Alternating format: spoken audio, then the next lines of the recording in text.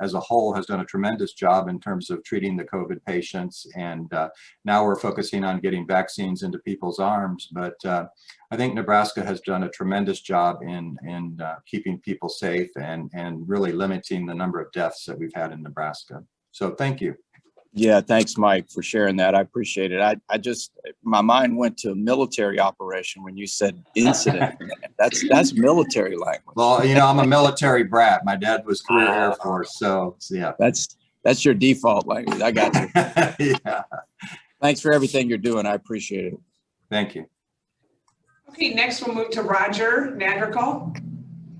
Morning, Congressman. Roger Nadrikal with NeighborWorks, Northeast Nebraska. I know I never heard of you. I never heard of you. Oh, come on. Where you been, Roger? You don't come see me anymore. What's the matter? Everything okay? Yeah, it is. It's okay.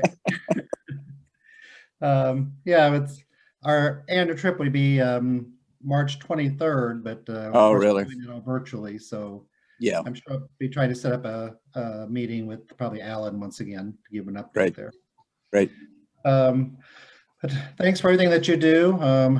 Proud to say that we are the recipient of the PPP round 2, received round 1 and round 2. So oh, you did good. Yes. Last year was 98,000. This year is 95,000. So that's a huge bump and support to our organization. So thanks for your support on that. Our office is doing good. Actually, Monday we go back to full office operations. Otherwise, we've been kind of splitting our schedules and just working from home. But Monday we'll go back to everyone in the office. So great. Great. As far as interest from the housing industry, housing continues to be a high priority. And it's still a huge need. We have our subdivision going on in here in Norfolk, workforce housing program with not income restrictions, but it's going gangbusters. We have 10 houses under construction there and they're all pre-sold. And oh, wow. Our apartment complex, first one of 28 units was leased up when it came online. Our second building is coming online in 2 weeks, and that's 90% leased already. So continue a huge need in Norfolk as well as in Columbus. We're a part of several projects there in Columbus as well. There's a apartment complex being constructed in Columbus of 180 units. And last I heard, they had like 100 applications for that. So housing is definitely needed, more housing in all our entire area. So anything that you can support the housing industry and the funds that come our way through directly to us as well as through NeighborWorks America is hugely supported and appreciated. So, well, great, thank you, Roger. Thank you for all that you do. You've been such a great advocate for this, and I'm grateful for the opportunity to work with you. You do great work and are successful at it. And you know, we've done some good things through the years in terms of changing definitions. And honestly, there's a related issue here. And if I could springboard to something that I want to say, I'm sorry, I'm interrupting you guys' time to talk to me, but I don't want to forget this. You know, and this is important to Columbus. And first of all, I hope you all can't hear the background noise. Can you hear anything in the background except me? No. Thank goodness, because there's this awful elevator music playing. I'm in the United States Capitol area. Anyway, sorry.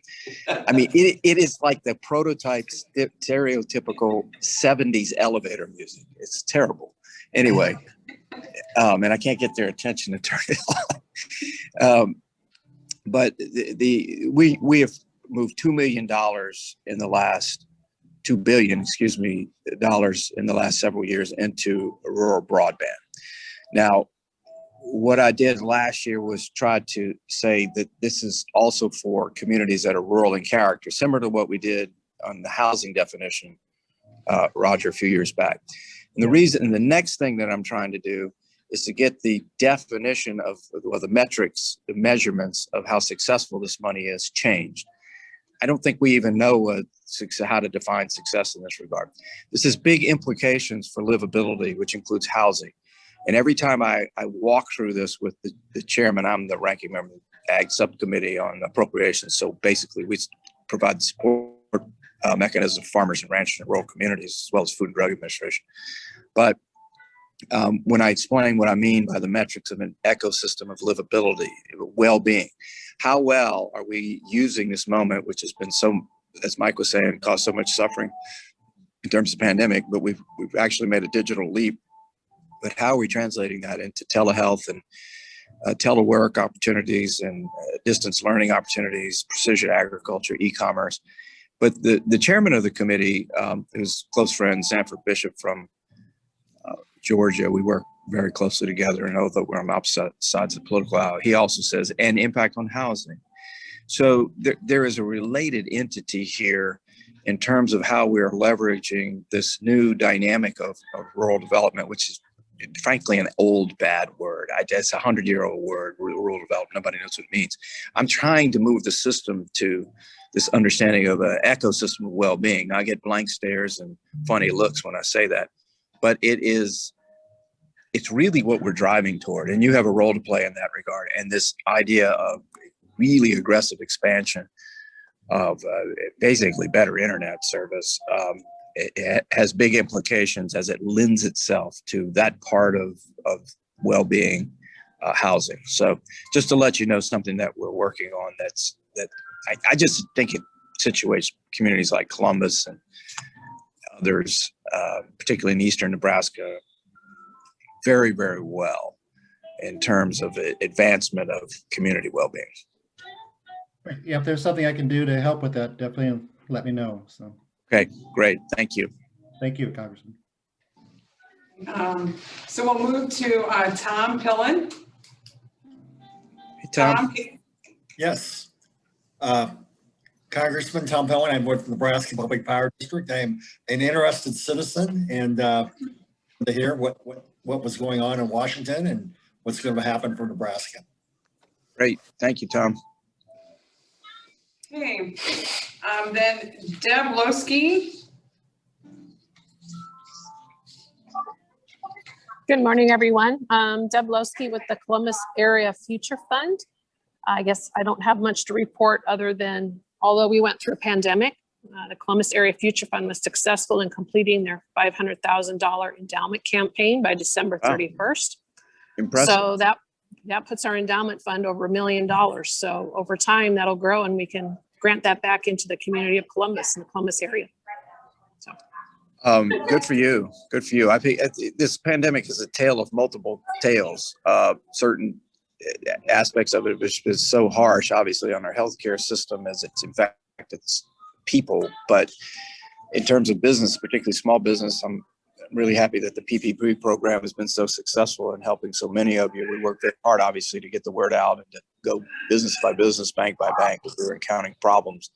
But it was a lifeline out of Washington for small business. I mean, when do you ever hear a policy that's targeted to small business out of here? So I'm proud of that. But the implications of it were it keeps people employed. It keeps community dynamics like yours moving successfully. And then, of course, the industries that were most significantly impacted are travel and tourism and hospitality.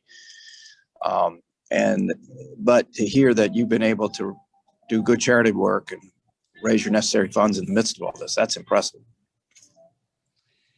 Deb was also very instrumental in getting the Nebraska Lincoln Highway Scenic Historic Byway. So that was just designated. So Deb was very instrumental in that component as well. So did we ever sign your letter, Deb? Yes. Good. Yes, we did get a letter. Thank you for that. Yeah, I remember it coming into the office. Yeah, that was a project that the announcement came in February. They were opening up the nominations, and we had until June 15th to get it to complete an over 200-page document that we sent in for that nomenation. So there were 3 of us across the state that worked from our homes. That's small for a federal document. Well, it was big enough for me, believe me. But it's been a dream of there's been a core group of us that's been our dream, is to become an American byway. And we are so glad for that designation. So we have many good things to come in the future with that. Yeah, and Deb has done a lot of work on that. No, that's huge. I mean, yeah, that's why we said yes. I think it was a very important idea. And, you know, in Nebraska, so many people up here particularly tell me, yeah, I went through Nebraska. I said, yeah, on your way to Denver? Right. So we've got so much to offer here. It's quiet, but it's really quite a diverse state. Many things to see, just even along the scenic highways. So anyway, thank you for that leadership. Okay, Don O'Connor. I think he represents industrial engineering. He doesn't have a mic, but just wanted to thank the congressman for seeking out these opinions and seeking out feedback. So thank you very much for that. Thanks, Don. Is there anyone else? Dan Dunn. Dan Duran. He was. Oh, we lost him, I think. I'd love to telegram everyone. Yeah. See if she's got it. Molly with the Columbus Telegram. Hi, I'm just here to watch. All right. Hi, Molly. Everybody. Okay. All right. Well, thank you all. What? Oh, Chad Van Cleve is on from the hospital. Oh, Chad. Yeah, Chad, would you care to introduce yourself and make any comments that you would care to for the congressman? I don't know if he heard you. He was just. You'll have to unmute. Hey, Chad Van Cleve, we just saw you join the webinar. Would you have any comments and introduce yourself to the congressman? Oh, yes. Good morning. Sorry I was late. We had a new physician start today, so I was down meeting with him. My name's Chad Van Cleve. I work as the Vice President of Finance here at Columbus Community Hospital. Been on the chamber now for 3 years. I'll be the chair. I'm the chair-elect, so I'll be the chairman next year. And welcome the congressman. I worked closely with your staff in the past on several issues with the hospital, including the Rural Community Demonstration Program, which was then approved for another 5 years. So we appreciate that. Means a lot to this community hospital, a lot to our physicians, a lot to our community members here, and has really grown our healthcare system here over the last 10 years to be one that's envied by not people just in the state of Nebraska, but across the United States. Work very closely with Kim Kwapnowski, and can't say enough good things about Kim and the work she's helped us. She's taken a very big interest in our community hospital and has spent a lot of time here on campus learning more and more about the healthcare that we provide here in a rural setting. So very impressed with her and your office, and can't say enough things about what you do for us here in Nebraska. Well, look, thank you so much for saying that. I appreciate it. You guys are doing great work there, and an impressive facility, and really appreciate the interaction you provide to us, constructive interaction. Look, there's so much to be frustrated about in government and in society in general, especially as the pandemic has worn on. In so many ways, people are exhausted. I think we're right around the corner from turning the corner, honestly. Again, certain business sectors have been very hard hit. That PPP program was our attempt in Washington as a part of a three-legged stool to save our healthcare system, to support individuals and families, and then to provide relief for small business. And, you know, that was a huge bipartisan airlift starting about a year ago. And there was a great deal of confusion, I'll be upfront with you, in Washington as to what this pandemic was going to mean. And so I think the quick reactive nature of what Congress did to a national problem without the usual political drama is a testament to the nature of our system as to how we can do good. Sometimes a crisis focuses the minds and it cuts through the political clutter, and we did, I think, well, and then of course followed it up at the end of the year with a budget and combined new relief package. I will say though that there is another relief package coming. I'm getting ready to vote on it. Unfortunately, we're right back to political corners and not having processes that wade through what is reasoned public policy here. This next relief, we haven't even spent $1 trillion of what was previously allocated, because we're finding that moving additional monies out, absorptive capacity, not needed. $1 trillion sits out there in a variety of programs. And now I'm being asked to spend another $2 trillion for a wish list of things that have nothing to do with COVID. And frankly, I am not going to ask Nebraskans to bail out New York and California because they can't govern themselves well. I'm just not going to do that. The answer is no.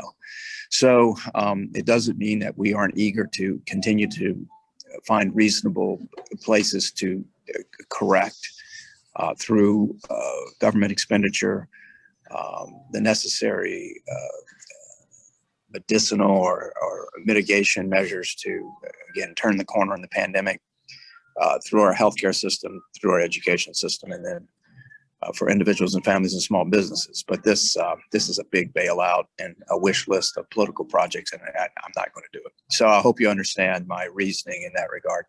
But we're here to help. Again, many of you dialogue with our office regularly. A few quick priorities of mine as, again, we attempt to return to normalcy. I mentioned earlier, I'm the ranking member, the lead on my side of the aisle of the Agriculture Subcommittee on Appropriations. Agriculture is a stabilizing element for America. We feed ourselves, we feed the world, we take it for granted. And we have reasoned public policies that actually serve as, again, stabilization mechanisms for our farmers and ranchers, as well as providing help for those with food insecurity. Then there's all types of other attending public policies, as Roger knows, involving rural housing, rural development, to use the old term, pushing the idea of the ecosystem of livability.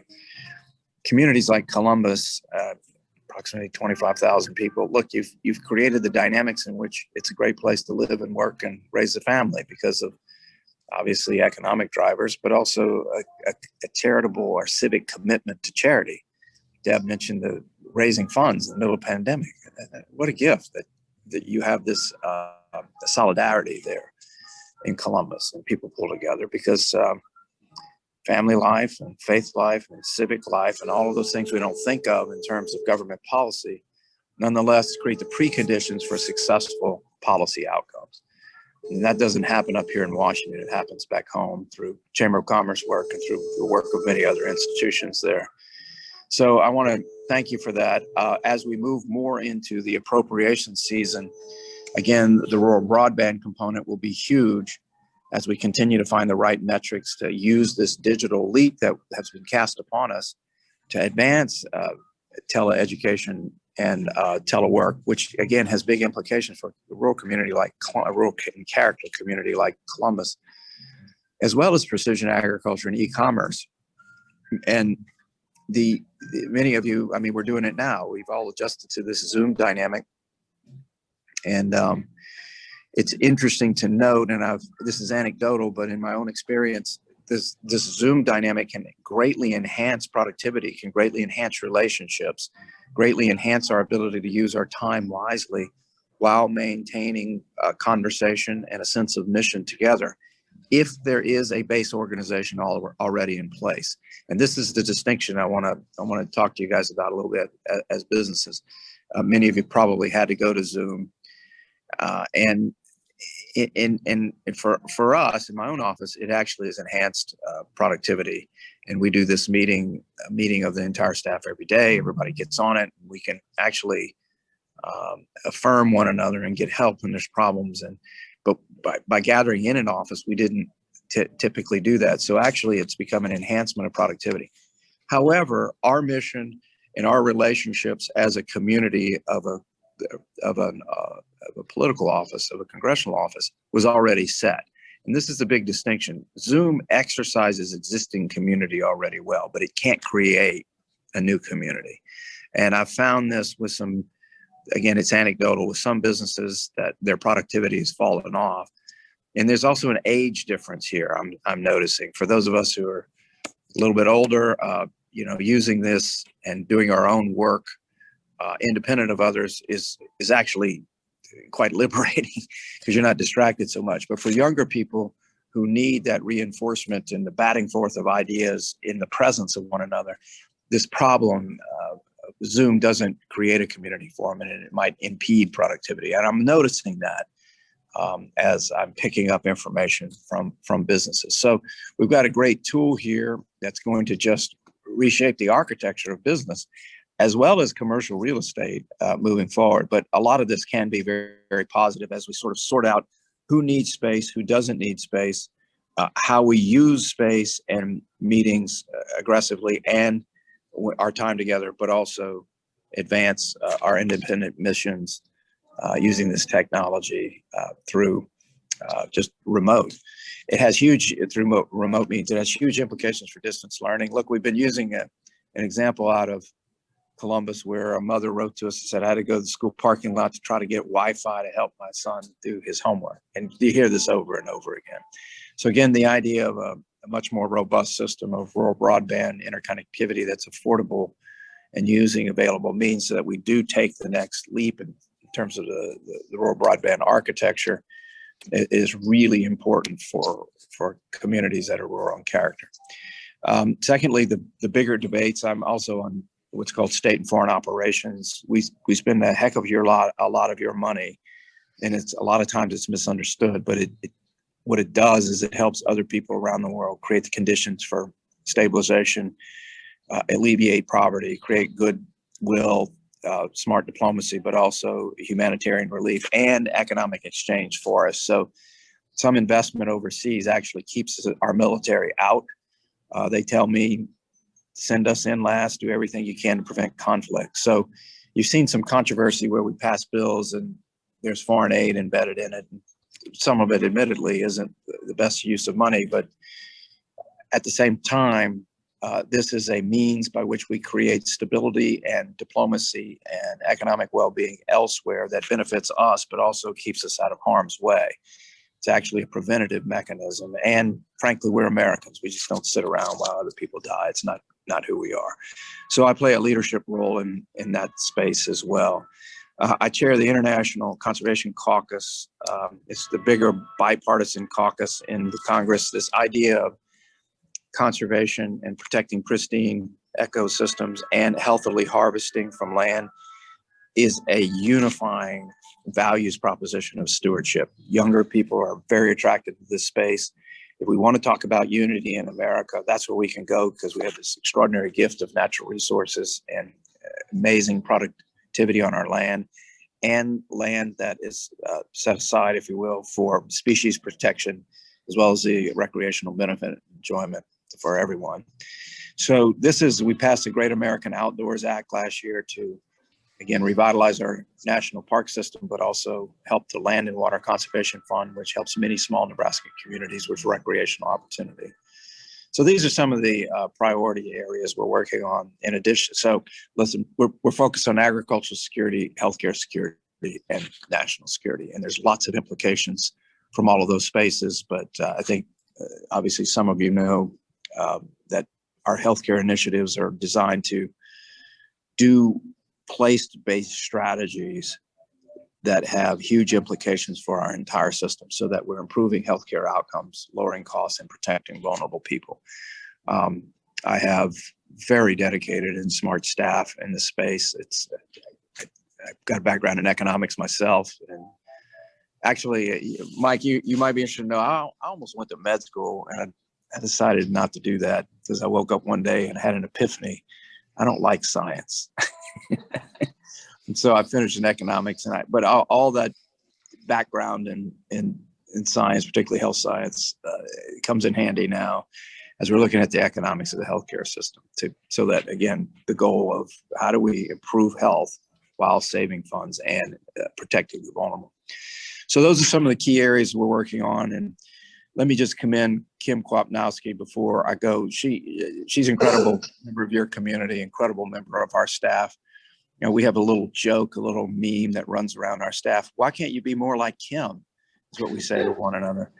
And so we're very grateful to have her on the staff, but also I'm sure you're grateful to have her involved in local public service as a county supervisor.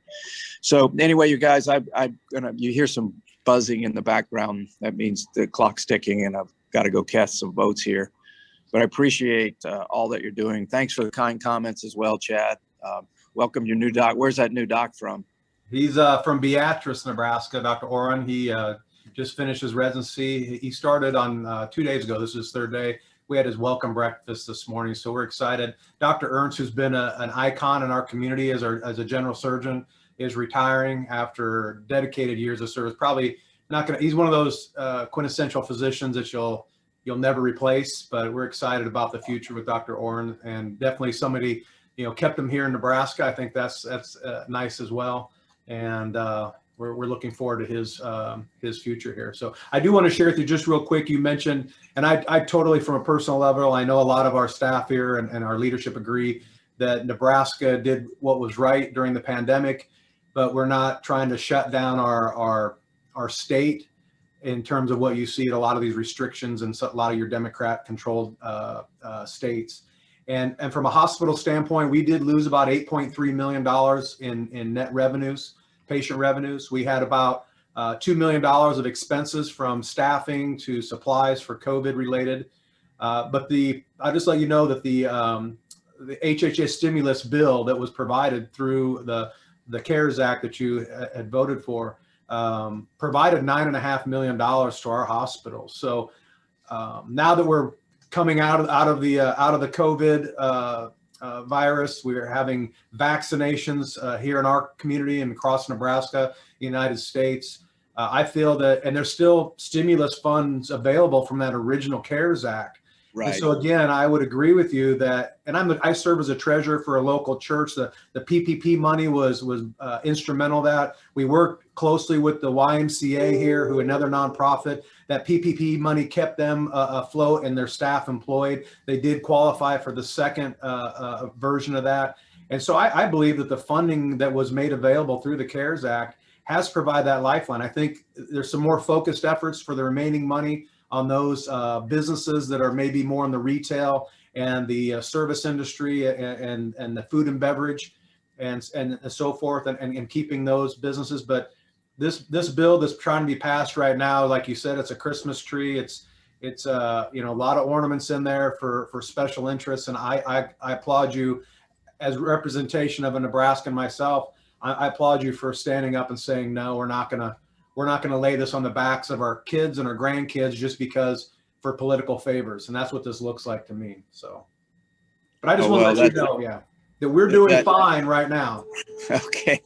That's encouraging. I appreciate the kind words. And I think one other detail I left out of the PPP loan, Nebraska leads the nation per capita in the number of these loans.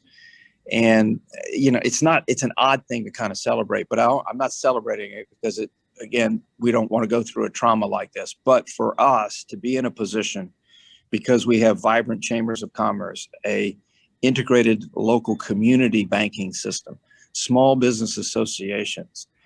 Again, our office, I have a foreign policy specialist who is now a PPP loan specialist. I mean, what's the right word in mechanics where you just sort of retrofit something? Our whole office became community outreach and constituent support services. And so it's really been in a certain way, even people here in Washington that don't have an intimate connection to Nebraska readily, they've all been there, but are on the phone daily trying to help people through these dilemmas, whether it's a tax issue or whether people didn't get their stimulus or a healthcare issue, and then these PPP loans. So I'm proud of what we did in participating with you guys at getting the word out and trying to solve problems. I mean, I got a call yesterday, just honestly, from someone I know. He's in retail. He's in food industry, and so they've been particularly hit. And just right to the Small Business Administration. Sometimes we've had to take things direct to the Secretary of Treasury as well to get things solved. But that's why we're here. We're here to help. And Chad, I appreciate you raising the issue of nonprofit associations and other charitable organizations, including faith-based organizations, receiving this. There was some pushback initially in Washington, and a lot of us said, no. This is America's problem. And to potentially unfairly penalize people just because they're a church organization, they have employees too. They have outreach too. They can't shut down. This is essential to our public well-being. And so that went away. And I think that was good for America, honestly, to not just artificially separate people who are doing good work just because they have a faith-based tradition. So everybody got some help here. And I think that was only fair. But anyway, you guys, you hear more bells ringing. I better get off this thing. But you kind of give me so much time. I really appreciate it. And, hang in there. And again, we got Kim there, frontline help. But again, you're always welcome to check in with us or call me directly. Okay. Thank Gene, you, thanks so Congressman. much. Thanks, Congressman. Don, thank you. Great Okay, work, take care. Congressman. You represent right. us well. Thank you. Thanks Bye-bye. all for joining the